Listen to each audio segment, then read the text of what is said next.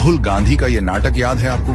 बार बार OBC OBC चिल्लाना, जाति जाति ओबीसी दलित दलित दलित दलित जाति जनगणना आदिवासी आदिवासी SC ST पिछड़े पिछड़े पिछड़े। संविधान की किताब दिखाकर ड्रामा करना,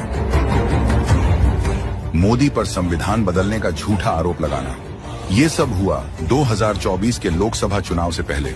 जनता के बीच भ्रम फैलाया गया कि मोदी को ज्यादा सीटें मिली तो वो संविधान बदल देंगे। आजकल फैशन चला हुआ है, मोदी जी के लोग कह रहे हैं कि भैया हम इसको बदल देंगे, ये इसको हम चेंज कर देंगे, इसको फेंक देंगे, इसको फाड़ देंगे। लेकिन अब असली खेल सामने आ चुका है। संविधान की झूठी कस्में खाने वाले राहुल गांधी की कांग्रेस सरकार ने ही कर्नाटक में ओबीसी समाज का आरक्षण छीनकर मुसलमानों को दे दिया है। संविधान धर्म के आधार पर आरक्षण देने के सख्त खिलाफ है, लेकिन कांग्रेस ने संविधान की आत्मा को तार तार कर दिया और ओबीसी समाज को ही लूट लिया। कांग्रेस की ये दादागिरी यहीं समाप्त नहीं हुई है, बल्कि अब कांग्रेसी नेता खुलेआम कह रहे हैं कि वो मुसलमानों के लिए संविधान ही बदल देंगे। सुनिए कर्नाटक के deputy CM DK Shiv Kumar को। Even the constitution doesn't allow for reservations based on religion. Let us wait for some good day. Good day will come. Lot of changes are there.